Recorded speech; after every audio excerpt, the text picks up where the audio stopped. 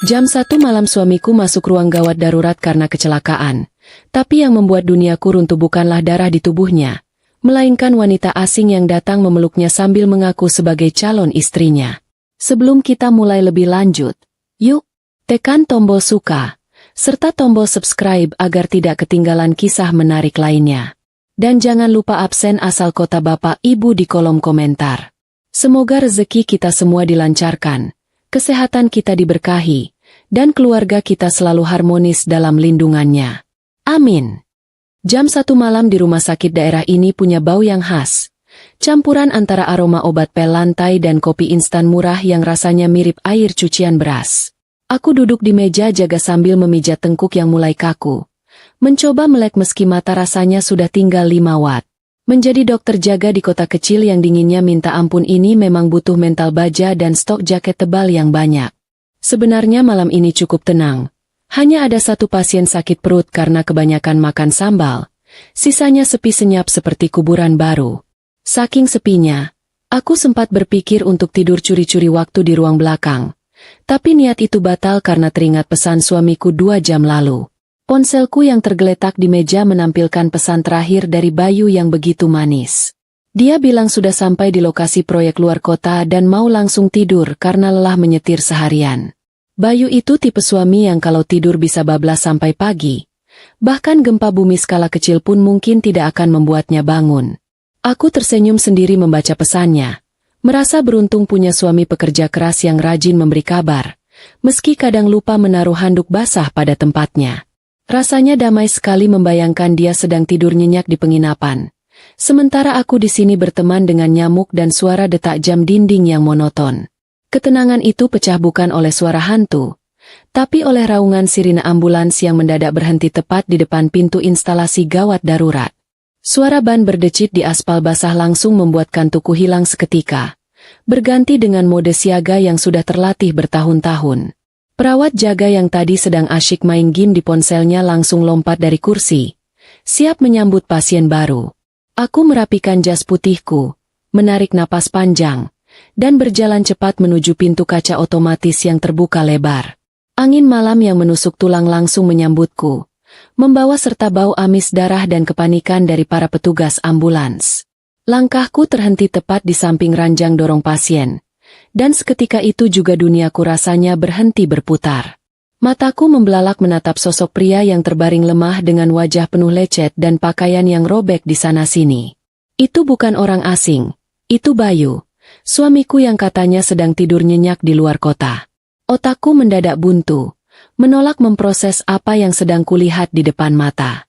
Bagaimana mungkin pria yang pamit dinas ke kota sebelah sekarang malah terkapar di depanku dengan kemeja flanel mahal yang baru kuberikan bulan lalu?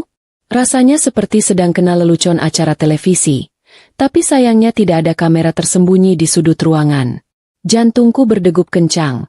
Bukan karena adrenalin medis, tapi karena rasa bingung yang bercampur aduk dengan takut. Aku mendekat, memastikan sekali lagi kalau aku tidak salah lihat. Siapa tahu ini cuma orang yang mirip Bayu karena pasaran wajah suamiku memang agak umum. Tapi tidak. Tahi lalat di lehernya dan jam tangan kulit yang melingkar di tangannya adalah bukti yang tak terbantahkan. Dia benar-benar Bayu. Saat aku hendak memegang tangannya untuk mengecek nadi, petugas ambulans memberi laporan cepat tentang kecelakaan tunggal yang menimpa mobil suamiku di jalan arah kawasan wisata, bukan arah lokasi proyek. Belum sempat aku menarik napas untuk menenangkan diri. Drama babak kedua dimulai tanpa aba-aba. Seorang wanita muda berlari masuk ruangan gawat darurat dengan napas tersengal-sengal dan wajah yang juga penuh luka gores ringan. Dia menangis meraung-raung. Suaranya melengking tinggi sampai membuat perawat lain menoleh kaget. Tanpa permisi, dia langsung menerobos masuk dan memeluk tubuh Bayu yang belum sadarkan diri. Seolah-olah dia adalah pemilik sah dari raga yang terbaring itu. Adegan ini persis seperti sinetron azab yang sering ditonton ibuku. Bedanya ini nyata dan terjadi di depan hidungku sendiri. Dia bukan orang asing, dan pengenalan itu menghantam dadaku lebih keras daripada kenyataan Bayu kecelakaan. Itu Lia, anak tetangga sebelah rumah yang sudah kuanggap seperti adik sendiri. Mahasiswi yang uang kuliahnya sering kubantu karena orang tuanya sedang susah. Penampilannya malam ini jauh berbeda dari Lia yang polos dan sopan saat main ke rumahku. Dia memakai gaun malam yang agak terbuka, rambutnya dicat pirang, dan baunya bukan bau minyak telon, tapi parfum mahal yang wanginya menusuk hidung. Melihat dia menangis histeris sambil memanggil nama suamiku dengan sebutan sayang, rasanya perutku mual seketika. Suara tangisan Lia semakin menjadi-jadi. Dia mengguncang tubuh Bayu sambil memohon agar suamiku bangun. "Mas Bayu, bangun mas. Jangan tinggalkan aku," teriaknya tanpa rasa malu sedikit pun. Dia sama sekali tidak menyadari keberadaanku yang berdiri mematung tepat di samping kepala ranjang, tertutup masker medis dan topi jaga. Lucu sekali, wanita yang kubantu bayar uang semesterannya, sekarang sedang menangisi suamiku seolah-olah akulah orang asing di sini. Kalau saja ini bukan rumah sakit, mungkin aku sudah menyiramnya dengan air infus biar sadar. Rasanya seperti ditampar pakai sandal jepit basah, perih, kaget, dan memalukan sekaligus. Tangan kananku gemetar hebat, ingin sekali rasanya menarik rambut pirang itu dan menyeretnya keluar. Tapi sumpah profesi yang kuucapkan bertahun-tahun lalu menahanku tetap diam di tempat. Aku adalah dokter di sini, dan di atasku ada tanggung jawab nyawa, meski nyawa itu milik pengkhianat dan kekasih gelapnya. Situasi ini benar-benar ujian kesabaran tingkat dewa, di mana aku harus memilih antara menjadi istri yang mengamuk atau dokter yang profesional. Aku menarik napas panjang, mengisi paru-paru dengan aroma obat pel yang menyengat untuk menjernihkan pikiran yang keruh. Perlahan, aku membetulkan letak masker di wajahku, menariknya lebih tinggi hingga menutupi hampir seluruh wajah kecuali mata. Identitasku harus tetap tersembunyi untuk saat ini, setidaknya sampai aku tahu seberapa dalam lubang kebohongan yang sudah mereka gali di belakangku. Dengan gerakan kaku namun pasti, aku memberi isyarat pada perawat untuk menjauhkan Lia dari pasien. Malam ini masih panjang, dan sepertinya aku butuh kopi yang lebih kental dari sekadar air cucian beras untuk menghadapi kegilaan ini. Menjadi penonton di drama hidup sendiri itu rasanya aneh, seperti makan permen karet tapi tertelan, mengganjal dan bikin panik tapi tidak bisa berbuat banyak. Aku berdiri tegak di samping ranjang, berusaha keras agar lututku tidak lemas melihat pemandangan konyol di depan mata. Lia masih saja menempel pada Bayu seperti perangko yang kena air, menolak dilepaskan meski perawat sudah mencoba menariknya mundur dengan sopan.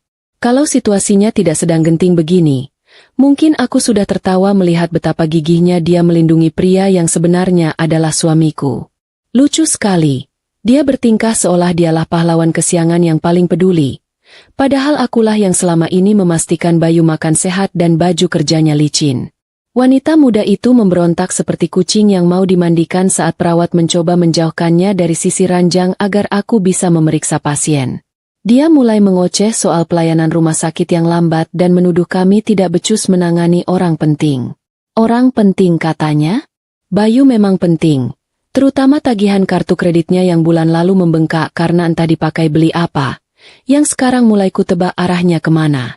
Dengan sisa kesabaran setipis tisu, aku memberi kode mata pada perawat pria yang badannya cukup besar untuk menggiring Lia keluar dari tirai pembatas. Suara protes Lia perlahan menjauh. Meski masih terdengar samar-samar dia mengancam akan menelpon direktur rumah sakit. Ancaman klasik yang selalu bikin aku ingin memutar bola mata. Tanganku bergerak otomatis meraih stetoskop. Sementara hatiku sibuk merapal doa supaya tidak melempar benda itu ke jidat orang. Menyentuh dada Bayu dengan alat medis rasanya sungguh ganjil malam ini. Biasanya aku menyentuhnya untuk memeluk atau sekadar menyandarkan kepala. Detak jantungnya terdengar cepat namun teratur. Seirama dengan detak jantungku yang justru rasanya mau meledak karena menahan amarah. Aroma tubuhnya masih sama, bau parfum kayu manis kesukaanku. Tapi kali ini bercampur dengan bau keringat wanita lain dan bau amis darah yang membuat perutku mual. Profesionalitas sebagai dokter benar-benar sedang diuji di titik paling kritis, di mana aku harus menyelamatkan nyawa orang yang baru saja menikam perasaanku dari belakang. Perawat senior di sampingku, Mbak Narti, melirik dengan tatapan penuh tanya yang sangat kentara. Wajahnya tampak seperti orang yang baru saja menelan telur rebus utuh-utuh. Mbak Narti kenal betul siapa pasien ini karena dia pernah beberapa kali bertemu Bayu saat acara makan-makan ruangan. Dia menatapku, lalu menatap Bayu, lalu menatapku lagi dengan mulut sedikit terbuka di balik maskernya. Sebelum dia sempat berteriak atau bertanya macam-macam yang bisa membongkar penyamaranku, Aku segera menempelkan jari telunjuk ke bibirku sendiri. Untungnya, Mbak Narti cukup cerdas untuk menangkap kode itu, meski matanya menyiratkan rasa kasihan yang justru membuat egoku sedikit terusik. Aku tidak butuh dikasihani. Aku butuh fokus. Fokusku kembali terpecah saat mendengar suara Lia yang masih ribut di luar tirai. Kali ini dia memaksa ingin masuk lagi sambil menangis manja. Dia bilang Bayu tidak bisa jauh darinya karena Bayu butuh sentuhan kasih sayang, agar cepat sadar. Astaga, rasanya aku ingin menyuntikkan obat penenang ke diriku sendiri supaya tidak perlu mendengar omong kosong itu. Bagaimana mungkin mahasiswi yang kulihat rajin ke masjid komplek itu bisa berubah menjadi wanita yang begitu tidak tahu malu? Ternyata benar kata orang, kita tidak akan pernah benar-benar tahu isi hati seseorang sampai kita melihatnya dalam keadaan terdesak, atau dalam kasus ini, dalam keadaan ketahuan selingkuh. Jarum jahit di tanganku menari lincah di atas kulit pelipis Bayu, menyatukan kembali jaringan yang terkoyak akibat benturan setir mobil. Setiap tusukan jarum yang kuberikan terasa ironis. Aku sedang memperbaiki wajah pria yang baru saja merusak kepercayaan yang kubangun bertahun-tahun. Bayu sempat mengerang pelan. Matanya sedikit terbuka tapi tatapannya kosong karena pengaruh obat bius lokal dan benturan di kepala. Dia bergumam memanggil nama seseorang, dan demi Tuhan, aku berharap dia memanggil namaku. Tapi harapan itu patah seketika saat bibirnya justru melafalkan nama Lia dengan lirih. Seolah nama itu adalah jimat keberuntungannya. Tanganku sempat berhenti di udara selama 1 detik. Sebelum akhirnya kuteruskan jahitan itu dengan tarikan benang yang mungkin sedikit lebih kencang dari biasanya. Setelah 10 menit yang terasa seperti 10 tahun, akhirnya tindakan medis pertama selesai dilakukan dan pendarahan di kepalanya sudah berhenti. Aku melepas sarung tangan karet yang penuh noda darah itu dan membuangnya ke tempat sampah medis dengan perasaan campur aduk. Bayu kini terbaring tenang dengan perban melilit di kepala. Tampak damai seolah tidak ada dosa yang baru saja dia perbuat. Aku mundur selangkah, memberi ruang bagi perawat untuk membersihkan sisa-sisa tindakan, sambil membetulkan letak maskerku yang terasa mulai sesak. Rasanya aku ingin lari ke kamar mandi, mencuci muka dengan air es. Lalu bangun dan mendapati ini semua cuma mimpi buruk karena kebanyakan makan mie instan sebelum tidur.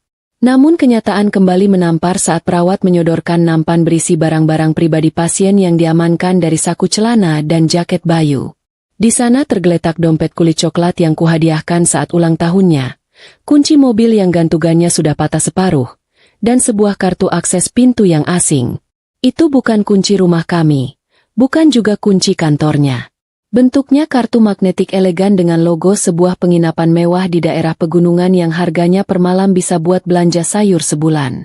Tanganku terulur mengambil kartu itu, meremasnya kuat-kuat dalam genggaman yang tersembunyi di balik saku jas putihku. Babak pertama pertolongan medis sudah selesai, tapi sepertinya babak investigasi baru saja akan dimulai. Suasana di balik tirai IGD sekarang hening. Cuma ada suara gunting perawat yang sibuk membelah kain celana Bayu untuk memudahkan pemeriksaan luka di kakinya.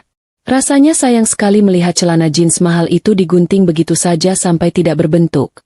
Padahal cicilannya baru lunas bulan kemarin lewat kartu kreditku.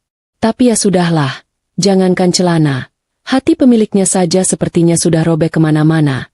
Masa aku harus peduli sama nasib kain denim? Aku berdiri mematung sambil melipat tangan di dada, memperhatikan setiap inci tubuh suamiku yang kini terbaring tak berdaya, mencari tanda-tanda kebohongan lain yang mungkin tertinggal di kulitnya. Tiba-tiba ada bunyi prak kecil saat perawat menarik sisa jaket kulit Bayu dari badannya. Sebuah dompet kartu tipis dan gumpalan kertas truk yang sudah lecek jatuh ke lantai, menggelinding tepat di dekat sepatu ketsku. Perawat junior yang sedang bertugas hendak memungutnya sebagai prosedur pengamanan barang pasien. Tapi aku lebih cepat menyambar barang bukti itu dengan gerakan kilat ala kiper tim nasional. Biar saya yang pegang, ini barang berharga. Kataku singkat dengan suara yang dibuat sedatar mungkin agar tidak terdengar seperti istri yang sedang curiga. Perawat itu hanya mengangguk patuh lalu kembali sibuk membersihkan luka lecet di lutut Bayu. Kertas yang baru saja kupungut itu ternyata bukan struk beli bensin atau nota beli semen untuk proyek gudang seperti pamitnya tadi sore. Mataku mendelik membaca deretan huruf yang tercetak di atas kertas termal itu. Bukti pembayaran makan malam romantis dengan angka total yang bisa buat belanja sayurku selama 2 minggu. Tertulis jelas di sana pesanan 2 porsi steak daging impor kelas premium dan 1 botol minuman bersoda mahal, lengkap dengan tanggal dan jam yang baru 2 jam lalu. Hebat sekali Bapak Bayu ini. Katanya makan nasi bungkus di lokasi proyek yang berdebu, ternyata malah memotong daging empuk di restoran bintang 5.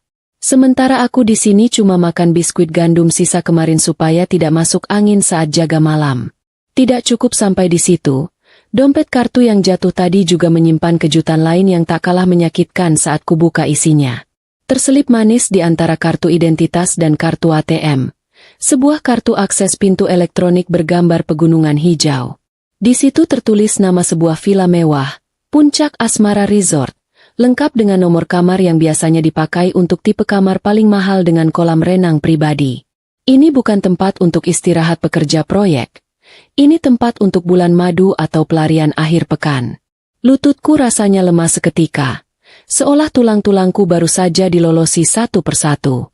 Jadi, proyek luar kota, yang dia maksud adalah proyek membangun dosa bersama anak tetangga sebelah? Tanganku gemetar hebat memegang bukti-bukti bisu itu, bukan karena dinginnya pendingin ruangan, tapi karena panasnya api cemburu yang membakar dada sampai ke ubun-ubun. Rasanya ingin sekali kuremas truk itu lalu kusumpalkan ke mulut Bayu biar dia sadar kalau rasa daging mahal itu sekarang berubah jadi pahit.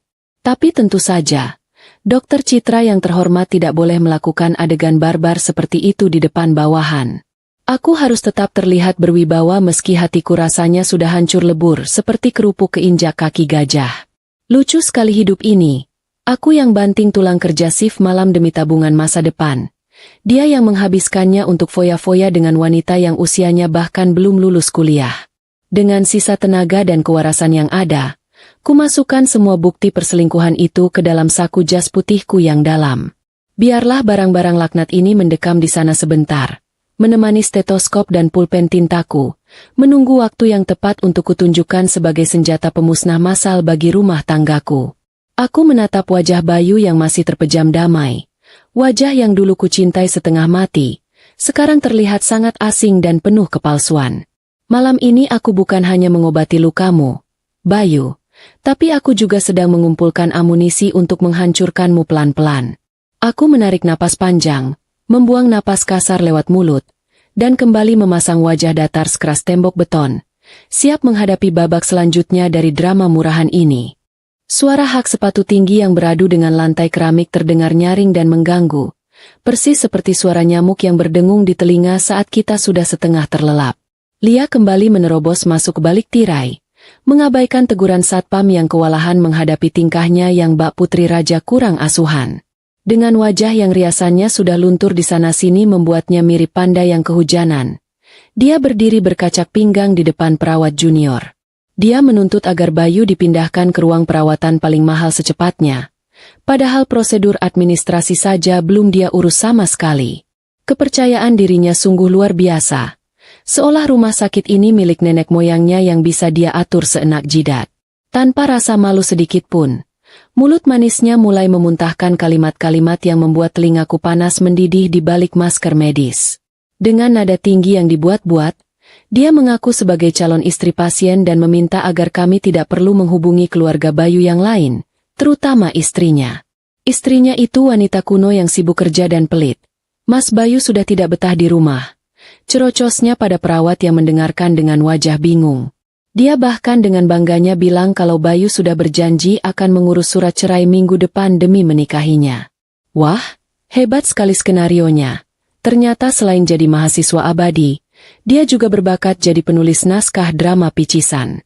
Aku berdiri di sudut ruangan sambil memegang papan jalan. Pura-pura sibuk mencatat perkembangan pasien padahal tanganku meremas pulpen sampai buku-buku jariku memutih. Rasanya ingin sekali aku tertawa kencang di depan mukanya. Menertawakan betapa bodohnya dia yang sedang menghina istri kuno, tepat di depan orangnya langsung. Dia tidak tahu kalau wanita, pelit, yang dia bicarakan itulah yang sedang memegang kendali atas nyawa kekasihnya saat ini. Biaya kuliah yang dia pakai untuk beli gincu dan sepatu hak tinggi itu juga berasal dari keringat wanita kuno ini. Sungguh ironi yang memuakan. Tapi aku menahannya sekuat tenaga agar pertunjukan sirkus ini tidak berakhir terlalu cepat. Lia terus saja mengoceh, memamerkan cincin emas di jari manisnya yang katanya hadiah pertunangan rahasia mereka bulan lalu. Cincin itu terlihat familiar. Modelnya persis dengan cincin yang pernah kulihat di etalase toko emas langgananku. Cincin yang dulu kukira Bayu beli untuk hadiah ulang tahun pernikahan kami, tapi ternyata tak pernah sampai ke tanganku. Hatiku berdenyut nyeri. Tapi logikaku menyuruh untuk tetap tenang. Biarkan dia berkicau sepuasnya. Biarkan dia membuka semua kartu busuknya sendiri. Semakin banyak dia bicara, semakin banyak bukti yang kucatat dalam ingatan untuk menyeret mereka berdua ke pengadilan nanti. Nikmatilah panggungmu sebentar lagi, Nona Lia, karena sebentar lagi sutradara aslinya akan mengambil alih pertunjukan. Kesempatan emas itu akhirnya datang saat sang putri kesiangan. Lia, pamit sebentar ke kamar kecil untuk memperbaiki riasan wajahnya yang sudah mirip badut kehujanan. Suasana di bilik gawat darurat kembali tenang, menyisakan aku berdua saja dengan Bayu yang masih terlelap karena pengaruh obat. Mataku langsung tertuju pada benda pipih berwarna hitam yang tergeletak pasrah di nampan besi samping ranjang. Ponsel pintar milik Bayu itu layarnya sudah retak seribu seperti sarang laba-laba akibat benturan kecelakaan. Tapi lampu notifikasinya masih berkedip-kedip genit minta dibuka. Dengan gerakan cepat tapi waspada, aku menyambar ponsel itu sebelum ada orang lain yang melihat. Rasanya seperti maling yang sedang mencuri balik barang miliknya sendiri. Jariku menyentuh layar yang dingin itu, dan sebuah pertanyaan besar muncul di kepala. Apakah dia sudah mengganti kata sandinya? Biasanya, peselingkuh punya tingkat keamanan setara bank sentral untuk menyembunyikan bangkai mereka. Tapi ternyata aku terlalu memuji kecerdasan suamiku. Saat kumasukkan kombinasi angka tanggal dan bulan lahirku, ponsel itu terbuka dengan mulus tanpa hambatan. Sungguh sebuah ironi yang membagongkan. Dia mengkhianatiku di belakang, tapi masih menggunakan tanggal lahirku sebagai kunci akses rahasianya. Entah karena dia terlalu malas mengganti sandi atau memang dia pikir aku sebodoh itu tidak akan pernah mengecek ponselnya. Wallpaper layarnya bukan lagi foto pernikahan kami, tapi gambar mobil sport impiannya. Sebuah pertanda kecil kalau prioritas hidupnya memang sudah bergeser jauh. Aku tidak membuang waktu untuk mengecek galeri foto atau pesan singkat yang pasti isinya bikin darah tinggi. Tanganku langsung menari lincah membuka aplikasi perbankan. Firasatku sebagai istri yang juga merangkap menteri keuangan rumah tangga jarang sekali meleset. Jantungku rasanya berhenti berdetak saat melihat saldo di rekening khusus yang kami namai tabungan tanah suci. Rekening yang kami isi dengan susah payah menyisihkan gaji setiap bulan demi impian pergi haji bersama. Kini angkanya menyusut drastis sampai ke titik yang menyedihkan. Uang puluhan juta yang seharusnya menjadi tiket kami menuju rumah Tuhan, kini jumlahnya bahkan tidak cukup untuk membeli tiket bus antar kota. Mataku memanas menelusuri riwayat mutasi rekening yang terpampang jelas di layar retak itu. Di sana, tercetak nyata bukti kejahatan yang lebih menyakitkan daripada sekadar perselingkuhan fisik. Ada transfer keluar dengan nominal besar 2 hari yang lalu ke sebuah dealer sepeda motor. Keterangannya untuk pelunasan 1 unit motor matic keluaran terbaru. Lalu ada lagi transaksi pembayaran penuh untuk sewa villa mewah tempat mereka berencana menginap malam ini. Jadi, selama ini aku berhemat makan telur dadar dan menahan diri tidak beli baju baru demi ibadah. Sementara dia memakai uang suci itu untuk membelikan kendaraan bagi kekasih gelapnya dan membiayai maksiat mereka. Rasanya ada batu besar yang menghantam ulu hatiku, membuat napas terasa sesak dan mual yang luar biasa. Bayu bukan hanya suami yang tidak setia. Dia adalah pencuri di rumah tangganya sendiri. Dengan tangan gemetar menahan amarah yang sudah diubun-ubun, aku segera mengirimkan semua tangkapan layar bukti mutasi itu ke nomor pribadiku, lalu menghapus jejak pengirimannya secepat kilat. Aku meletakkan kembali ponsel itu ke tempat semula dengan posisi yang persis sama, seolah tak pernah disentuh. Saat menatap wajah Bayu yang masih tidur dengan polosnya, rasa cintaku rasanya menguap habis tak bersisa, berganti menjadi rasa jijik pada seorang pria yang tega menukar ibadah istrinya dengan kesenangan sesaat. Drama malam ini kedatangan bintang tamu baru yang tak kalah heboh, memecah keheningan koridor rumah sakit dengan suara langkah kaki yang terburu-buru. Ibu mertuaku, wanita parubaya yang biasanya tampil modis dengan sanggul tinggi, kali ini muncul dengan daster batik yang ditutup jaket tebal dan wajah panik luar biasa. Aku yang berdiri di sudut ruangan sempat merasa sedikit lega, Berpikir akhirnya ada perwakilan keluarga yang waras untuk mengambil alih situasi gila ini. Harapanku sederhana. Dia akan memarahi Lia karena keluyuran malam-malam dengan suami orang, lalu meminta maaf pada dokter yang merawat anaknya. Tapi ternyata, harapanku itu terlalu tinggi. Setinggi angan-angan ingin kurus tapi hobi makan gorengan tengah malam. Begitu masuk, radar matanya bukan mencari dokter untuk bertanya kondisi medis anaknya, tapi justru langsung mengunci sosok Lia yang sedang duduk sesenggukan di kursi tunggu. Tanpa babe ibu mertuaku langsung menghambur memeluk Lia dengan erat. Seolah-olah Lia adalah korban bencana alam yang paling menderita di sini. Ya ampun, Nak Lia, kamu tidak apa-apa kan? Ibu kaget sekali dengar kabar kalian kecelakaan. Ucapnya dengan nada super lembut yang tidak pernah dia pakai saat bicara denganku selama 5 tahun menjadi menantunya. Aku melongo di balik masker, merasa seperti patung selamat datang yang sama sekali tidak dianggap keberadaannya. Jadi selama ini, ibu mertuaku sudah tahu belang anaknya? Bahkan restunya sudah turun untuk hubungan haram ini? Adegan selanjutnya makin membuat darahku mendidih sampai ke ubun-ubun. Rasanya lebih panas dari aspal jalanan di siang bolong. Sambil mengelus rambut Lia yang pirang itu, ibu mertuaku mulai melancarkan serangan verbal pada menantu sahnya sendiri tanpa sadar kalau orang yang dihina ada di depannya. Untung kamu selamat. Nak, jangan sampai Bayu kenapa-kenapa. Dia satu-satunya harapan kita buat lepas dari istrinya yang pelit dan sok sibuk itu. Katanya enteng tanpa dosa. Dia mengatakannya tepat di depan wajahku. Dokter yang sedang memegang rekam medis anaknya. Rasanya ingin sekali aku menyahut. Halo Bu, istri pelit yang ibu maksud ada di sini loh, sedang menahan diri buat tidak menyuntik orang sembarangan. Ternyata buah memang jatuh tidak jauh dari pohonnya. Sifat curang Bayu rupanya warisan genetik yang murni dari ibunya. Malam ini, topeng keluarga bahagia itu runtuh total, memperlihatkan wajah asli mereka yang serakah dan bermuka dua. Mendengar diri sendiri dihina tepat di depan hidung itu rasanya unik, seperti sedang mendengarkan rekaman suara sendiri yang cempreng, tapi isinya jauh lebih menyakitkan daripada sekadar nada sumbang. Aku berdiri tegak lurus macam tiang bendera di samping ranjang pasien. Tanganku masih memegang papan catatan medis dengan erat. Seerat aku menahan keinginan untuk menyumpal mulut ibu mertuaku dengan perban gulung. Bayangkan saja, wanita tua yang selama ini kuhormati, yang setiap lebaran kubelikan baju gamis termahal di butik langganan, sekarang sedang berdiri di hadapanku sambil menjelek-jelekan namaku dengan sangat fasih. Dia bicara seolah aku adalah monster jahat dalam dongeng anak-anak yang tugasnya cuma menyiksa pangeran tampan. Padahal, pangeran tampan versi dia itu sekarang sedang terbaring tak sadarkan diri setelah menghamburkan uang menantunya untuk main gila. Ibu mertuaku masih belum sadar kalau dokter yang berdiri mematung di depannya, yang tertutup masker medis hijau dan topi operasi menutupi rambut, adalah menantu yang sedang dia gunjingkan. Dia sibuk membelai rambut Lia yang pirang dan kusut itu dengan penuh kasih sayang. Pemandangan yang membuat perutku mual seketika. Dulu, saat aku sakit tipes karena kelelahan bekerja lembur demi membayar cicilan rumah mereka, boro-boro dia mengelus kepalaku, menengok ke kamar saja tidak. Dia cuma bilang lewat pesan singkat supaya aku jangan manja karena Bayu butuh makan enak. Sekarang, lihatlah betapa lembutnya dia pada wanita asing yang baru saja hampir membunuh anaknya dalam kecelakaan mobil. Ternyata standar kasih sayang di keluarga ini memang diukur dari seberapa pintar seseorang menjadi penjilat, bukan dari ketulusan hati.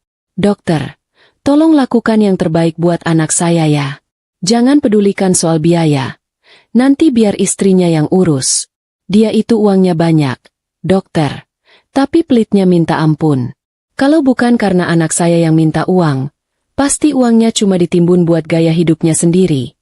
Cerocos ibu mertuaku panjang lebar pada diriku sendiri.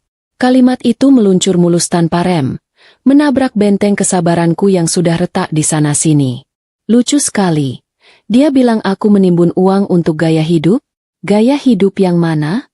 Sepatu kerjaku saja sudah 2 tahun tidak ganti sampai solnya tipis. Sementara dia dan anaknya bisa gonta-ganti gawai keluaran terbaru tiap 6 bulan sekali. Uang yang dia sebut, ditimbun, itu adalah uang yang kupersiapkan untuk masa tua mereka juga. Tapi sepertinya otak mereka sudah tertutup kabut keserakahan sampai tidak bisa melihat mana emas dan mana loyang. Lia, Si rubah betina yang sedang mencari perlindungan, ikut memanaskan suasana dengan suara sengau yang dibuat-buat. Iya tante, kasihan Mas Bayu. Dia sering cerita kalau di rumah dia merasa tertekan. Istrinya itu dingin, jarang di rumah, sibuk terus sama pasien-pasiennya. Mas Bayu itu butuh kehangatan, tante, adunya sambil sesenggukan palsu. Mendengar itu, darahku rasanya mendidih sampai ke ubun-ubun. Lebih panas dari air di ketel yang lupa diangkat. Jadi begitu narasi yang mereka bangun di belakangku? Aku bekerja banting tulang siang malam, meninggalkan waktu istirahatku demi pasien. Dibilang dingin dan tidak perhatian? Padahal siapa yang membayar tagihan listrik biar mereka bisa tidur nyenyak pakai penyejuk ruangan? Siapa yang mengisi kulkas biar mereka tidak kelaparan? Jawabannya adalah si istri dingin yang sekarang sedang memegang nasib nyawa mereka di ujung jari. Aku menarik napas panjang, mencoba mengisi paru-paru dengan oksigen sebanyak mungkin sebelum aku meledak. Ruangan instalasi gawat darurat yang dingin mendadak terasa pengap dan sempit. Suara monitor detak jantung Bayu yang berbunyi bip-bip beraturan seolah menjadi musik latar ketegangan ini. Perawat Narti yang berdiri di sampingku sudah gelisah bukan main, kakinya bergerak-gerak tidak nyaman, matanya melirikku dengan tatapan ngeri. Takut kalau aku akan melempar tabung oksigen ke arah dua wanita itu. Tapi tenang saja, aku ini dokter profesional. Aku tidak akan main fisik. Aku punya cara yang jauh lebih elegan dan mematikan untuk membungkam mulut-mulut berbisa ini. Sudah cukup sandiwara malam ini. Naskah dramanya sudah terlalu panjang dan membosankan. Maaf, Bu. Suaraku keluar, berat dan tertahan di balik masker. Ibu mertuaku menoleh dengan wajah garang. Mungkin tersinggung karena aku memotong sesi curhat colongannya. Kenapa, Dok? Anak saya kenapa? Ada yang parah? Pokoknya dokter harus tanggung jawab kalau sampai anak saya cacat. Sentaknya dengan nada tinggi, khas ibu-ibu pejabat yang merasa dunia berputar di sekelilingnya. Aku tidak menjawab dengan kata-kata lagi. Perlahan, tanganku terangkat naik menuju kepala. Gerakanku pelan. Sengaja ku buat dramatis seperti adegan film lambat biar mereka bisa menikmati setiap detiknya. Jari-jariku meraih tali topi operasi yang menutupi rambutku, menarik simpulnya hingga terlepas. Kain hijau itu jatuh ke lantai, membiarkan rambut panjangku yang sedikit berantakan tergerai bebas. Ibu mertuaku mengernyitkan dahi, bingung melihat tingkah dokter yang dianggapnya aneh. Namun, pertunjukan utamanya baru saja akan dimulai. Tanganku beralih ke tali masker medis yang melingkar di telinga. Detik itu, rasanya waktu berhenti berputar. 1 detik, tali masker sebelah kanan terlepas. 2 detik, tali masker sebelah kiri menyusul. 3 detik, aku menurunkan kain penutup wajah itu sepenuhnya, membiarkan lampu neon ruangan gawat darurat menyinari wajah asliku dengan terang benderang. Keheningan yang terjadi setelahnya sungguh luar biasa. Lebih sunyi daripada kuburan di tengah malam. Suara hiruk-pikuk rumah sakit di luar tirai seolah lenyap seketika, tergantikan oleh suara rahang yang jatuh membentur lantai imajiner. Ibu mertuaku, yang tadi wajahnya merah padam karena marah, kini mendadak pucat pasi seputih kertas HVS. Matanya melotot nyaris keluar dari kelopaknya. Mulutnya menganga lebar tapi tidak ada suara yang keluar, persis seperti ikan mas koki yang megap-megap kekurangan air. Dia menatapku seolah sedang melihat hantu gentayangan yang bangkit dari kubur untuk menuntut balas. Tubuhnya gemetar hebat. Tangannya yang tadi memeluk Lia kini terlepas lemas di sisi badannya. Sementara itu, Lia yang duduk di kursi, reaksinya tak kalah epik. Wajahnya yang penuh riasan luntur itu langsung membeku. Bola matanya bergerak liar dari wajahku ke papan nama yang tergantung di jas putihku. Dokter Citra. Aku bisa melihat otaknya yang lambat itu sedang berusaha keras menyambungkan benang merah. Dokter di depannya ini adalah Citra. Citra adalah nama istri Bayu. Istri Bayu adalah wanita yang dia sebut pelit dan kuno tadi. Dan yang paling parah, wanita inilah yang selama ini membiayai kuliahnya. Runtuh sudah dunia halusinasi yang dia bangun. Dia menciut di kursinya, berusaha menyembunyikan diri di balik punggung ibu mertuaku. Tapi sayangnya punggung itu pun sedang rapuh tak berdaya. Aku menatap mereka bergantian dengan tatapan yang kutata sedemikian rupa. Dingin, tajam, dan tanpa emosi. Tidak ada air mata. Tidak ada teriakan histeris. Hanya tatapan seorang hakim yang sudah memegang palu vonis. Sudut bibirku terangkat sedikit, membentuk senyum sinis yang mengerikan. "Teruskan, Bu," kataku dengan suara tenang yang menggema di ruangan sempit itu. "Tadi Ibu bilang apa? Istrinya pelit? Istrinya sok sibuk? Ayo dilanjutkan ceritanya. Saya suka sekali mendengarnya. Jarang-jarang kan saya bisa dengar penilaian jujur dari mertua dan anak tetangga yang selama ini saya kasih makan." Ibu mertuaku mundur selangkah. Kakinya tersandung kaki kursi sampai dia nyaris terjungkal. Dia mencoba bicara, tapi suaranya tercekat di tenggorokan. Cuma keluar bunyi, Citra. Yang terbata-bata. Hilang sudah wibawanya. Hilang sudah keangkuhannya. Di depanku sekarang hanya ada wanita tua yang ketahuan belangnya, yang malu setengah mati karena kepergok sedang menggigit tangan orang yang memberinya makan. Rasa puas mulai menjalar di dadaku. Melihat wajah-wajah panik mereka adalah bayaran setimpal untuk rasa sakit hatiku malam ini. "Kenapa diam?" tanyaku lagi. Kali ini sambil melangkah maju mendekati mereka. Langkah kakiku terdengar tegas di lantai keramik. "Tadi Ibu semangat sekali minta pelayanan terbaik." "Tenang saja, Bu. Saya ini profesional. Saya sudah jahit kepala anak Ibu dengan rapi. Saya sudah obati luka-lukanya. Saya tidak akan membiarkan dia mati cuma karena saya benci sama kelakuannya. Tapi..." Aku menggantung kalimatku, membiarkan rasa takut merayapi punggung mereka. "Tapi mulai detik ini, jangan harap ada perlakuan istimewa lagi. Dan oh ya, Lia." Aku menoleh pada gadis muda yang kini menunduk dalam-dalam menghindari tatapanku. "Saya harap kamu punya asuransi kesehatan yang bagus, atau setidaknya dompet yang tebal. Karena mulai malam ini, beasiswa tidak resmi dari saya sudah resmi ditutup. Silakan kamu bayar sendiri biaya perawatan kekasihmu ini." Suasana di ruangan itu benar-benar mati kutu. Mereka tidak bisa lari, tidak bisa membantah, dan tidak bisa bersembunyi. Topeng mereka sudah hancur lebur di lantai, terinjak-injak oleh kebenaran yang baru saja kutelanjangi. Aku berdiri di sana sebagai pemenang mutlak di ronde ini.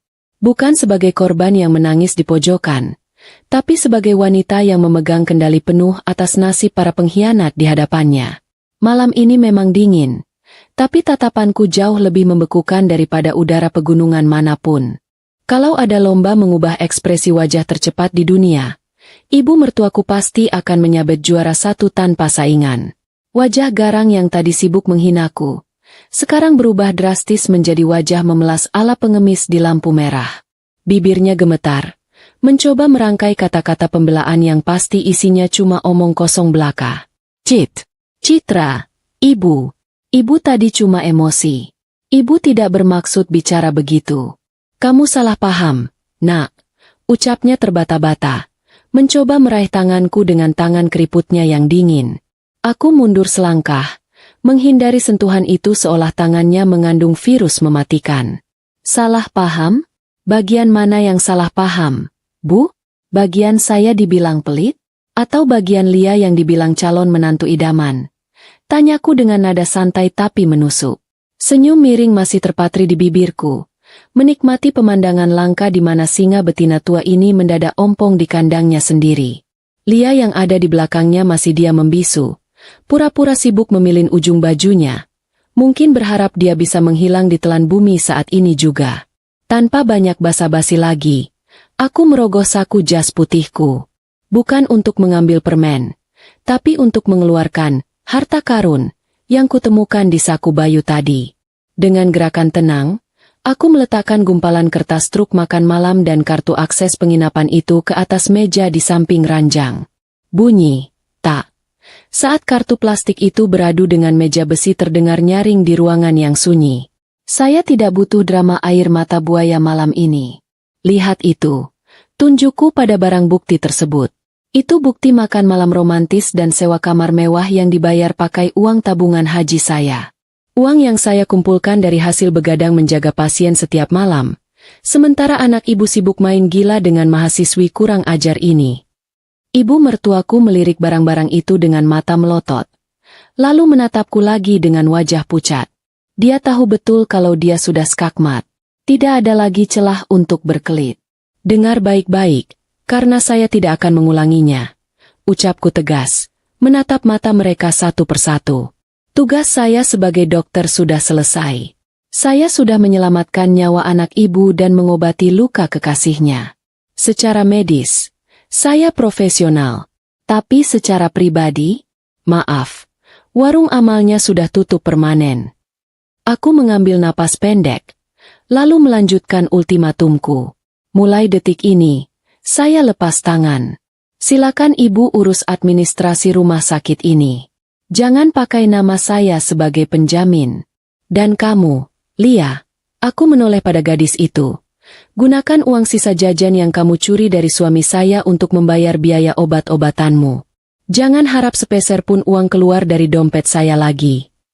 Aku membalikkan badan, melangkah menuju tirai penutup dengan perasaan lega yang luar biasa.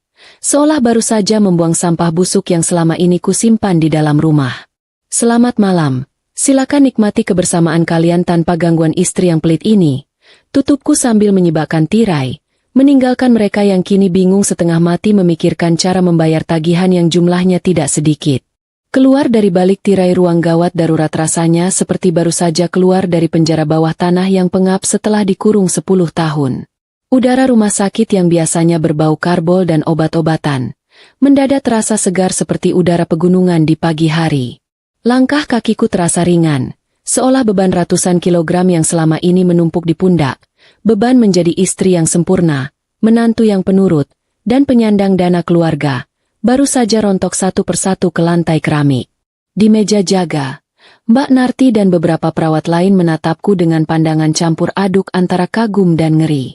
Mereka pasti sudah mendengar semuanya, karena dinding rumah sakit ini punya telinga, dan gosip di sini merambat lebih cepat daripada kecepatan cahaya. Tapi aku tidak peduli, biarkan saja mereka tahu.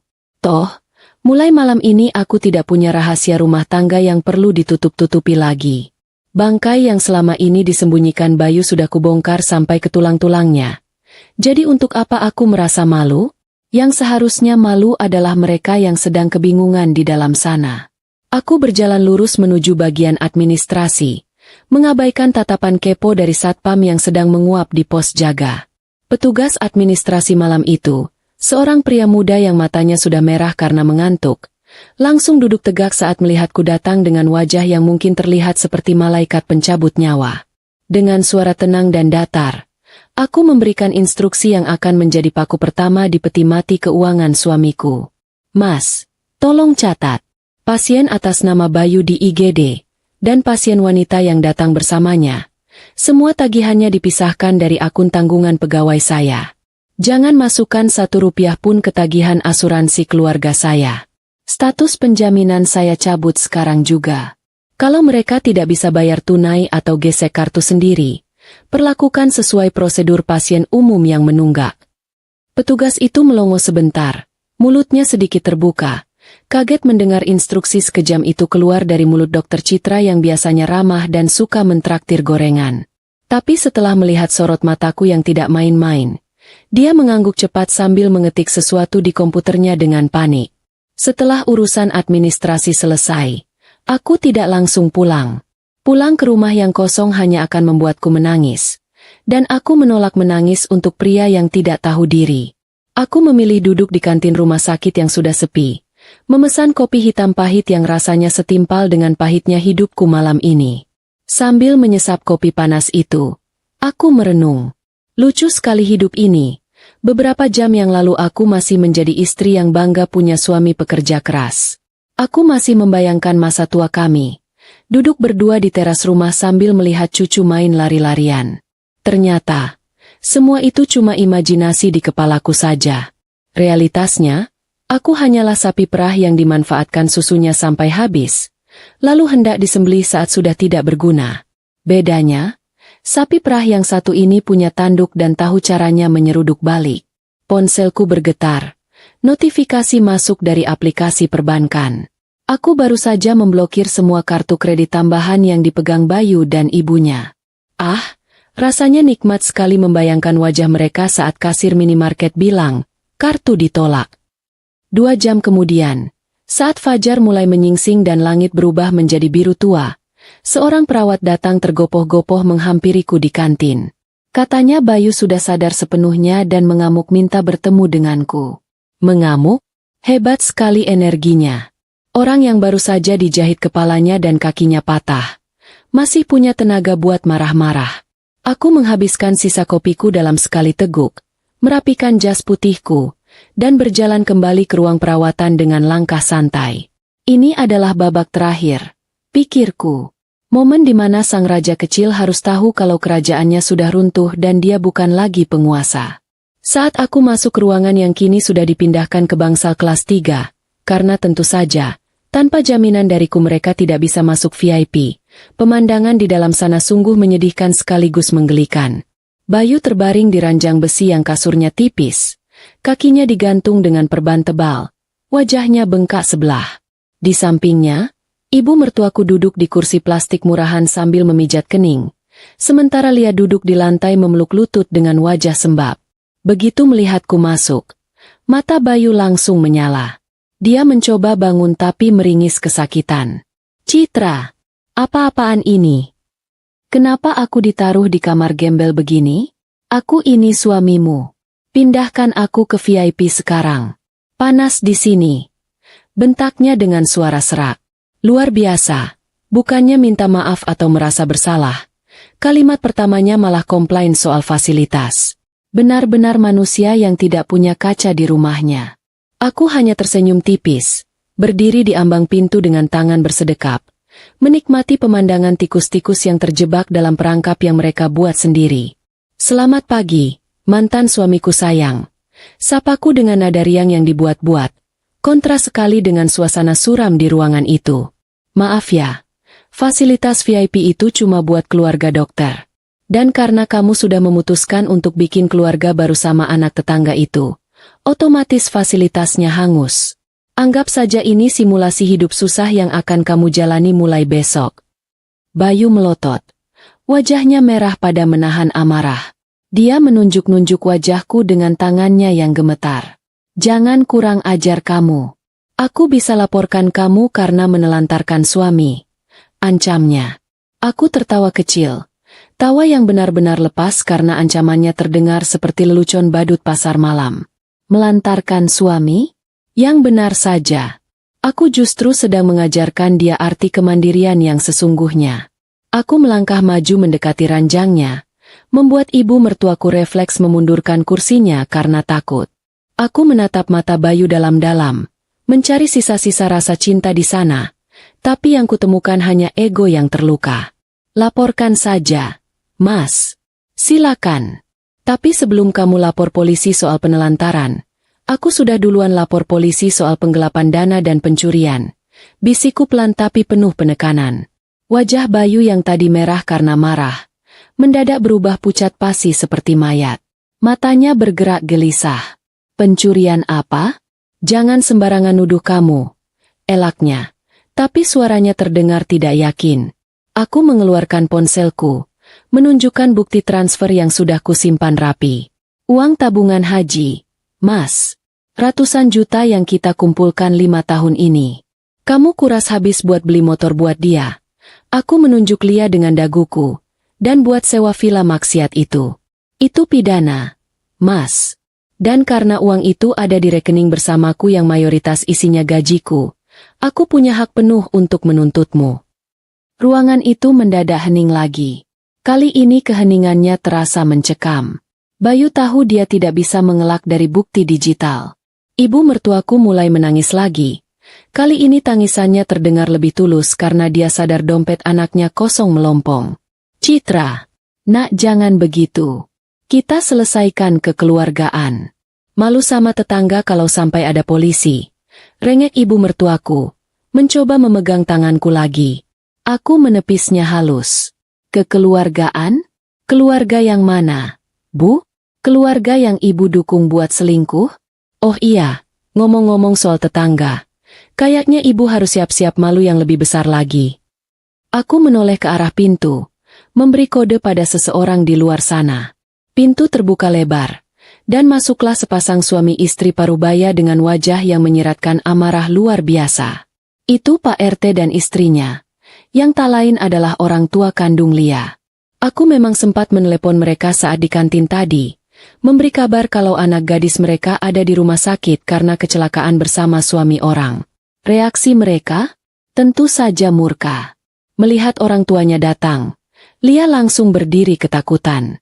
"Bapak, Ibu." Cicitnya pelan. Tanpa babe ibu, bapaknya Lia langsung melayangkan tamparan keras ke pipi anaknya. Plak! Suaranya menggema di seluruh ruangan. "Anak tidak tahu diuntung. Bapak kuliahkan kamu biar jadi orang sukses, bukan jadi pelakor. Bikin malu keluarga saja," bentak Pak RT. Ibunya Lia menangis histeris, memukuli bahu anaknya sendiri. "Kurang apa kami mendidik kamu? Enduk? Kenapa kamu tega sama Mbak Citra yang sudah bantu bayar kuliahmu?" Kekacauan di ruangan itu sungguh pemandangan yang kacau balau. Lia menangis minta ampun di kaki bapaknya. Ibu mertuaku ikutan menangis karena bingung, dan Bayu hanya bisa terdiam kaku di atas kasur. Tidak bisa lari kemana-mana karena kakinya patah. Dia melihat kekasih gelapnya diseret paksa oleh orang tuanya keluar dari ruangan. "Pulang kamu. Bapak kurung kamu di rumah. Jangan harap bisa kuliah lagi," teriak bapaknya Lia sambil menyeret anaknya pergi. Lia sempat menoleh ke arah Bayu, berharap sang pangeran menolongnya.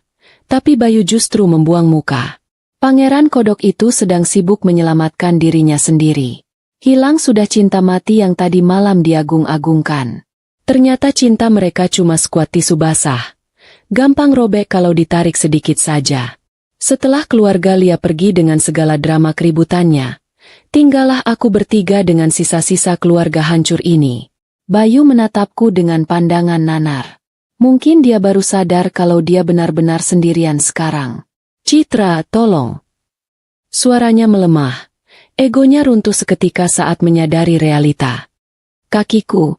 Dokter bilang harus dioperasi pasang pen. Biayanya mahal. Ibu nggak punya uang. Tolonglah, sekali ini saja. Aku janji bakal ganti nanti kalau sudah sembuh." Aku menatap kakinya yang terbalut perban. Ah, iya. Cedera itu cukup parah. Kalau tidak segera dioperasi dengan alat yang bagus, dia bisa pincang seumur hidup. Biayanya memang puluhan juta. Uang kecil bagiku. Tapi uang raksasa bagi pengangguran terselubung seperti dia. "Aduh, sayang sekali," jawabku dengan nada prihatin yang dibuat-buat. "Operasi pasang pen itu memang mahal, Mas. Sayangnya, uang yang seharusnya bisa buat biaya operasimu, sudah kamu pakai buat beli motor baru buat Lia. Coba deh kamu minta Lia jual lagi motornya buat bayar operasimu." Oh iya, lupa. Lia baru saja diseret bapaknya pulang dan motornya pasti disita. Aku menggeleng-gelengkan kepala, pura-pura sedih. Lagi pula, Mas, kalaupun aku punya uang, aku lebih memilih menyumbangkannya ke panti asuhan daripada membiayai kaki yang dipakai buat melangkah ke tempat maksiat. Anggap saja pincangmu nanti itu kenang-kenangan abadi dari perselingkuhanmu. Biar setiap kali kamu jalan, kamu ingat betapa bodohnya kamu hari ini. Ibu mertuaku langsung bersujud di kakiku, memeluk kakiku erat-erat. "Citra, ampun nak. Ibu mohon, kasihan Bayu. Dia masih muda. Masa depannya masih panjang. Jangan biarkan dia cacat. Ibu janji ibu bakal suruh dia putus sama Lia. Ibu bakal jadi mertua yang baik buat kamu." Aku menatap wanita tua di bawah kakiku ini dengan rasa iba yang tipis, tapi rasa jijikku jauh lebih tebal. "Bu, nasi sudah jadi bubur, malah sudah basi. Tidak ada gunanya ibu bersujud sekarang. Waktu saya sakit dan butuh bantuan ibu. Ibu di mana? Ibu malah sibuk belanja pakai uang saya. Sekarang rasakan sendiri bagaimana susahnya cari uang." Aku menarik kakiku dari pegangannya, membuatnya terguling pelan di lantai yang dingin. Aku mengambil sebuah amplop coklat dari tasku. Amplop yang sudah kupersiapkan sejak tadi malam dengan bantuan pengacara keluargaku yang kebetulan sedang jaga malam juga karena insiden lain. Kuletakkan amplop itu di atas dada Bayu. "Ini surat gugatan cerai. Tanda tangani secepatnya kalau mau prosesnya gampang. Kalau kamu persulit, aku pastikan kamu membusuk di penjara karena kasus penggelapan uang. Pilihannya cuma dua, jadi duda miskin yang pincang di luar penjara, atau jadi narapidana pincang di dalam penjara. Bayu menatap amplop itu dengan tangan gemetar. Air mata mulai menetes dari sudut matanya. Air mata penyesalan yang terlambat datang. Dia baru sadar kalau dia bukan hanya kehilangan istri, tapi kehilangan mesin ATM, kehilangan masa depan, dan kehilangan harga dirinya sebagai laki-laki. Dan satu lagi, kataku sambil berjalan menuju pintu keluar, siap meninggalkan ruangan itu untuk selamanya. Tagihan rumah sakit ini berjalan per jam. Kalau sampai siang ini kalian belum bayar uang muka, pihak rumah sakit akan memulangkan paksa. Saran saya, mending ibu jual perhiasan emas yang ibu pakai itu. Oh tunggu, perhiasan itu kan saya yang belikan? Ya sudah, anggap saja itu sedekah terakhir saya. Jual saja buat ongkos pulang naik angkot, karena mobil kalian sudah hancur total dan tidak ada asuransi yang mau menanggung kecelakaan akibat kelalaian pengemudi. Aku menutup pintu kamar rawat itu dengan pelan, membiarkan suara tangisan penyesalan meledak di dalam sana. Bayu meraung memanggil namaku. Ibunya meratap memanggil Tuhan yang selama ini mereka lupakan. Tapi bagiku, suara itu tak lebih dari sekadar kebisingan latar yang perlahan memudar. Aku berjalan menyusuri koridor rumah sakit yang mulai ramai oleh pengunjung pagi. Matahari bersinar terang menembus jendela kaca, menyinari lantai koridor yang bersih. Hangatnya sinar matahari itu terasa meresap ke dalam kulitku, seolah membakar sisa-sisa dinginnya malam yang mencekam. Aku meraba dada kiriku, tempat di mana jantungku berdetak. Anehnya, tidak ada rasa sakit yang menyiksa. Yang ada hanya rasa lega yang luar biasa lapang. Seperti baru saja sembuh dari penyakit kronis yang sudah lama menggerogoti tubuh. Aku memang kehilangan suami, aku kehilangan uang tabungan, dan aku kehilangan waktu 5 tahun yang sia-sia. Tapi hari ini, aku mendapatkan kembali sesuatu yang jauh lebih berharga, harga diriku. Aku, Dr. Citra, bukan lagi wanita bodoh yang bisa dibohongi. Aku adalah wanita merdeka yang baru saja memenangkan pertempuran tanpa perlu mengotori tanganku dengan darah. Biarlah karma bekerja dengan caranya yang elegan. Tugasku sekarang hanyalah melangkah maju, menjemput kebahagiaan yang sesungguhnya, jauh dari para benalu yang kini sedang meratapi nasib di bangsal kelas 3 itu. Dan untuk pertama kalinya dalam waktu yang lama, aku tersenyum. Senyum yang benar-benar tulus untuk diriku sendiri. 6 bulan sudah berlalu sejak malam yang penuh drama itu, dan rasanya seperti baru kemarin aku keluar dari lubang buaya.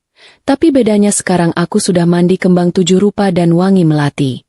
Pagi ini, matahari bersinar begitu cerah di ufuk timur, menyapa jendela kamar baruku di kota yang berbeda. Tidak ada lagi kabut dingin pegunungan yang menusuk tulang, tidak ada lagi dering telepon darurat di tengah malam yang bikin jantungan, dan yang paling penting, tidak ada lagi beban hidup bernama Bayu dan keluarganya. Aku berdiri di balkon sambil memegang cangkir teh hangat, menghirup udara pagi yang berbau tanah basah dan rumput segar. Rasanya paru-paruku yang dulu sesak oleh asap kebohongan, sekarang sudah bersih total seperti baru diservis. Kalau dulu aku bangun tidur dengan perasaan was-was memikirkan tagihan kartu kredit suami yang membengkak, sekarang aku bangun dengan senyum lebar memikirkan mau masak apa untuk diriku sendiri. Kebebasan itu ternyata rasanya manis. Lebih manis daripada gula batu yang lumer di lidah. Memutuskan untuk pindah kota adalah keputusan terbaik yang pernah kucatat dalam sejarah hidupku. Setelah sidang perceraian yang berjalan alot dan penuh air mata buaya dari pihak sana ketuk palu, aku langsung mengepak barang-barangku. Aku tidak membawa banyak hal, hanya baju-baju, buku kedokteran, dan sisa harga diri yang berhasil kucuci bersih dari noda pengkhianatan.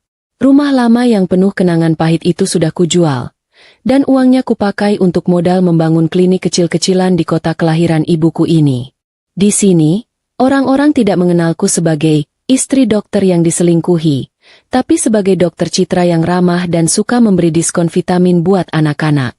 Rasanya menyenangkan bisa memulai lembaran baru di buku tulis yang masih bersih, tanpa ada coretan tinta merah dari masa lalu. Ngomong-ngomong soal masa lalu, kabar burung, Atau lebih tepatnya kabar dari tetangga lama yang hobi bergosip, tetap saja sampai ke telingaku meski aku tidak memintanya.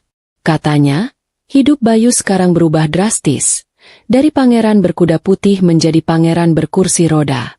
Operasi kakinya memang dilakukan, tapi karena dia pakai fasilitas kesehatan kelas paling bawah dan penanganan yang mungkin kurang maksimal karena dananya terbatas, jalannya jadi pincang permanen. Bayangkan saja, pria yang dulu hobinya pamer sepatu mahal dan jalan dengan gaya angkuh, sekarang harus jalan terseok-seok dibantu tongkat kayu. Itu pun tongkatnya bukan tongkat naga yang keren, tapi tongkat biasa yang ujung karetnya sudah tipis. Katanya sih, dia sempat mencoba melamar kerja di beberapa perusahaan konstruksi lagi, tapi tidak ada yang mau menerima karena kondisi fisiknya dan catatan hitam kasus penggelapan uang yang sempat kumasukkan ke laporan polisi. Ya, aku memang mencabut laporan pidananya di detik-detik terakhir. Bukan karena aku masih cinta. Jangan salah sangka dulu. Aku mencabutnya karena aku pikir penjara terlalu enak buat dia. Di penjara dia dikasih makan gratis, tidur dijaga, dan punya teman ngobrol sesama penjahat. Itu namanya liburan gratis. Aku ingin dia merasakan penjara yang sesungguhnya. Penjara kehidupan. Hidup miskin, cacat, punya utang di mana-mana, dan harus tinggal serumah dengan ibunya yang cerewet tanpa ada pemasukan. Itu adalah hukuman seumur hidup yang jauh lebih menyiksa daripada kurungan jeruji besi. Dan benar saja, kabar terakhir bilang kalau mereka berdua sekarang tinggal di rumah kontrakan petak yang sempit, karena rumah lama mereka sudah disita bank. Mobil hancur, motor ditarik diler, dan perhiasan ibu mertuaku sudah ludes dijual buat bayar pengobatan alternatif yang hasilnya nol besar. Ibu mertuaku, sang mantan nyonya besar yang dulu memandangku sebelah mata, sekarang kabarnya jadi buruh cuci di komplek perumahan lama kami. Ironi yang luar biasa menggelitik perut. Dulu dia menghinaku pelit karena aku jarang beli baju baru. Sekarang dia harus mencuci baju orang lain demi sesuap nasi. Tetangga-tetangga lama yang dulu dia pameri soal calon menantu baru yang lebih cantik, sekarang justru jadi orang-orang yang memberinya pekerjaan karena kasihan. Aku tidak bisa membayangkan bagaimana rasanya menelan ludah sendiri setiap hari. Pasti pahit sekali. Lebih pahit daripada obat puyer anak-anak. Tapi ya sudahlah. Itu pilihan hidup mereka. Mereka yang menanam padi busuk. Ya mereka sendiri yang harus memakan nasinya. Lalu bagaimana nasib sang primadona kampus? Nona Lia? Ah, cerita tentang dia tak kalah serunya. Setelah diseret pulang oleh bapaknya malam itu, Lia dikurung di rumah selama sebulan penuh. Bapaknya yang seorang Pak RT tentu saja malu setengah mati. Kabar kalau anaknya jadi perusak rumah tangga orang dan menggelapkan uang kuliah menyebar lebih cepat daripada wabah flu di musim hujan. Akibatnya, Lia dikeluarkan dari kampus karena sudah terlalu lama bolos dan tidak bayar uang semesteran, uang yang seharusnya kubayarkan tapi sudah kusetop. Tanpa gelar sarjana, tanpa suami kaya, dan tanpa wajah yang mulus, karena bekas luka kecelakaan di pipinya ternyata membekas jadi keloid. Lia sekarang cuma jadi penjaga toko kelontong milik orang tuanya di desa. Mimpi-mimpinya untuk jadi nyonya sosialita di kota besar harus dikubur dalam-dalam di bawah tumpukan karung beras dan gula pasir. Kadang aku berpikir, apakah aku terlalu jahat? Apakah aku wanita kejam yang tega melihat orang lain menderita? Tapi kemudian aku teringat malam itu di ruang gawat darurat. Teringat bagaimana mereka tertawa di atas penderitaanku. Bagaimana mereka merencanakan kehancuranku dengan uangku sendiri. Tidak, aku bukan jahat. Aku cuma adil. Alam semesta ini punya mekanisme keseimbangan yang unik. Kalau kamu melempar bola karet ke tembok dengan keras, bola itu akan memantul balik ke wajahmu dengan kekuatan yang sama. Aku cuma jadi temboknya. Mereka yang melempar bolanya sendiri. Jadi kalau sekarang wajah mereka benjol kena pantulan bola, itu murni salah tangan mereka sendiri, bukan salah temboknya. Lamunanku buyar saat asisten rumah tanggaku mengetuk pintu kamar pelan. Dokter, sarapannya sudah siap. Nanti jam 9 ada janji temu dengan supplier obat. Katanya sopan. Aku tersenyum dan mengangguk. Lihatlah perbedaannya. Dulu aku yang melayani, sekarang aku yang dilayani. Dulu aku yang diatur jadwal suami, sekarang aku yang mengatur jadwalku sendiri. Aku meletakkan cangkir teh yang sudah kosong, merapikan rambut di depan cermin besar.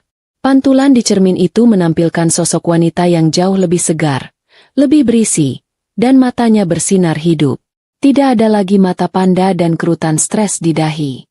Dokter Citra versi 2.0 ini jauh lebih bahagia dan siap menghadapi dunia. Aku turun ke lantai bawah, menuju ruang makan yang terhubung langsung dengan taman belakang. Di sana, di atas meja makan kayu jati yang kokoh, sudah tersaji nasi goreng kampung kesukaanku lengkap dengan telur mata sapi setengah matang. Sederhana, tapi dimakan dengan hati tenang, rasanya seperti makanan bintang 5. Saat sedang asyik mengunyah, ponselku berbunyi. Ada pesan masuk dari nomor tidak dikenal. Biasanya aku malas membuka pesan dari nomor asing. Takutnya penawaran pinjaman online atau penipuan undian berhadiah. Tapi entah kenapa, jariku tergerak untuk membukanya. Isi pesannya singkat, tapi cukup membuatku tersedak nasi goreng. Cit, ini Mas Bayu. Mas pinjam HP tetangga sebentar. Cit, tolong Mas. Kaki Mas sakit banget kalau malam. Obatnya habis. Ibu juga lagi sakit batuk nggak sembuh-sembuh. Boleh nggak Mas pinjam uang 500.000 aja? Mas janji bakal ganti kalau Mas sudah dapat kerjaan. Mas kangen sama kamu. Cit, ternyata cuma kamu yang ngerti Mas. Tolong balas ya. Aku membaca pesan itu sekali, 2 kali, lalu meledaklah tawaku. Tawa yang keras dan lepas sampai membuat kucing peliharaanku kaget dan lari terbirit-birit. 500.000? Pria yang dulu dengan entengnya menghabiskan 5 juta untuk makan malam, sekarang mengemis 500.000 padaku? Dan dia bilang kangen? Kangen uangku atau kangen akunya? Lucu sekali bagaimana roda nasib berputar. Dulu dia yang membuangku seperti sampah, sekarang dia yang memungut harga dirinya sendiri di tempat sampah demi mengemis belas kasihan. Apakah aku akan membalasnya? Tentu tidak. Membalas pesan itu sama saja memberi harapan palsu. Dan aku tidak mau jadi pemberi harapan palsu seperti dia. Dengan gerakan santai, aku menekan tombol blokir. Blip. Hilang sudah gangguan kecil di pagi yang indah ini. Aku tidak merasa bersalah sedikit pun. Uang 500.000 itu lebih baik kusumbangkan ke panti jompo. Setidaknya di sana didoakan yang baik-baik. Bukan dipakai buat beli rokok atau pulsa buat merayu wanita lain lagi. Lagi pula, aku sudah pernah bilang kan? Warung amal atas nama Citra sudah tutup permanen. Kuncinya sudah kubuang ke laut. Dan gemboknya sudah karatan. Setelah sarapan, aku berjalan kaki menuju klinikku yang letaknya hanya beda 2 blok dari rumah. Udara pagi semakin hangat. Jalanan mulai ramai dengan orang-orang yang berangkat kerja. Beberapa tetangga menyapaku dengan ramah. Pagi Bu Dokter. Wah, makin cantik aja nih Bu Dokter. Sapa Pak RT setempat. Yang untungnya Pak RT di sini orangnya baik, bukan seperti bapaknya Lia yang galak. Aku membalas sapaan mereka dengan senyum tulus. Hidup di lingkungan yang positif ternyata membawa dampak besar bagi kesehatan mental. Aku tidak perlu lagi pulang ke rumah dengan perasaan was-was akan diomeli mertua atau dicueki suami. Rumahku adalah istanaku, dan klinikku adalah medan pertempuranku yang baru. Sesampainya di klinik, staf administrasiku sudah menyambut dengan laporan pasien hari ini. Dok, hari ini penuh ya. Ada 15 pasien anak dan 10 pasien umum. Lapornya semangat. Aku mengangguk senang. Kesibukan ini adalah kesibukan yang kunikmati. Setiap pasien yang sembuh, setiap senyum anak kecil yang bilang terima kasih setelah disuntik, itu adalah bayaran yang jauh lebih berharga daripada sekadar gaji bulanan. Aku merasa hidupku punya arti lagi, bukan sekadar pelengkap penderita dalam hidup orang lain. Di sela-sela memeriksa pasien, aku sempat melirik kalender di dinding. Hari ini tanggal 1. Dulu, tanggal 1 adalah hari yang paling kubenci karena itu artinya aku harus membayar semua tagihan Bayu. Sekarang, tanggal 1 adalah hari gajian buat karyawanku dan hari menabung buat diriku sendiri. Tabungan hajiku yang dulu dikuras habis, sekarang sudah mulai terisi lagi, bahkan jumlahnya sudah setengah dari target. Tuhan memang maha kaya. Dia mengganti apa yang hilang dengan cara yang tidak disangka-sangka. Mungkin tahun depan, atau 2 tahun lagi, aku bisa berangkat ke Tanah Suci. Sendirian? Tidak masalah. Lebih baik sendirian tapi hati tenang menghadap Tuhan, daripada berdua tapi hati penuh kedongkolan. Siang harinya, saat istirahat makan siang, seorang kurir bunga datang membawa buket mawar putih yang besar sekali. Staf klinikku heboh menggoda. Bu dokter ada penggemar rahasia nih. Aku tertawa saja sambil menerima bunga itu. Tidak ada kartu nama, hanya tulisan tangan singkat. Terima kasih sudah menyelamatkan nyawa ibu saya kemarin. Dari anak pasien kamar 3. Ternyata dari keluarga pasien yang kemarin sempat kritis karena serangan jantung. Hatiku hangat membacanya. Ini adalah bentuk cinta yang lain. Cinta yang universal dan tulus. Aku tidak butuh cinta gombal dari seorang suami peselingkuh untuk merasa berharga. Aku berharga karena apa yang kulakukan, bukan karena siapa yang mendampingiku. Sore harinya, aku menutup klinik lebih awal karena ingin menikmati matahari terbenam di alun-alun kota. Aku duduk di bangku taman, melihat anak-anak bermain layangan dan pasangan muda yang sedang dimabuk asmara. Dulu, melihat pasangan mesra mungkin akan membuatku iri atau sedih teringat nasib rumah tanggaku. Tapi sekarang, aku melihat mereka dengan pandangan biasa saja. Aku berdoa semoga si wanita tidak sebodoh aku dulu, dan si pria tidak sebrengsek Bayu. Tapi kalaupun nasib buruk menimpa mereka, aku berharap si wanita punya kekuatan untuk bangkit seperti aku. Matahari perlahan turun ke peraduannya, menyisakan semburat jingga di langit yang luas. Angin sore meniup jilbabku pelan. Aku memejamkan mata, meresapi momen hening ini. Dalam keheningan itu, aku seolah berdialog dengan diriku yang lama. Citra yang dulu menangis di pojokan kamar mandi. Citra yang dulu rela makan mie instan demi membelikan suami jam tangan mahal. Citra yang dulu merasa dunia kiamat saat tahu diselingkuhi. Aku ingin memeluk Citra yang dulu dan berbisik. Hei, tenang saja. Semuanya akan baik-baik saja. Kamu jauh lebih kuat dari yang kamu bayangkan. Rasa sakit ini cuma pupuk yang bikin kamu tumbuh jadi pohon yang lebih rindang. Aku membuka mata saat matahari benar-benar hilang di telan malam. Lampu-lampu kota mulai menyala satu persatu, menggantikan peran matahari. Aku bangkit dari dudukku, merapikan baju, dan berjalan pulang dengan langkah mantap. Tidak ada lagi keraguan di setiap langkahku. Masa lalu sudah terkubur mati, dan masa depan terbentang luas seperti jalan tol yang baru diaspal. Aku, Dr. Citra, wanita biasa yang pernah hancur lebur, kini telah menyusun kembali kepingan diriku menjadi mozaik yang jauh lebih indah. Dan untuk Bayu, Lia, serta ibu mertua di sana, terima kasih. Terima kasih sudah menjadi peran antagonis yang sempurna. Tanpa kejahatan kalian, aku mungkin masih terjebak dalam pernikahan palsu yang mematikan jiwaku pelan-pelan. Kalian adalah guru kehidupan yang paling kejam, tapi juga paling efektif. Selamat menikmati menu hasil masakan kalian sendiri. Sementara aku di sini mau menikmati martabak manis yang baru saja kubeli di pinggir jalan. Hidup ini terlalu singkat untuk dihabiskan dengan meratapi nasib. Lebih baik dihabiskan dengan mensyukuri setiap napas dan setiap gigitan martabak yang penuh coklat dan keju ini. Fajar esok hari pasti akan datang lagi, dan aku tahu, fajarku akan selalu cerah mulai sekarang. Kisah kabut kelam di ruang gawat darurat itu sudah tamat. Tutup bukunya, simpan di rak paling bawah, dan jangan pernah dibuka lagi. Sekarang waktunya menulis judul baru, kisah bahagia wanita yang memilih mencintai dirinya sendiri. Dan percayalah, ini akan jadi cerita yang jauh lebih seru dan membahagiakan.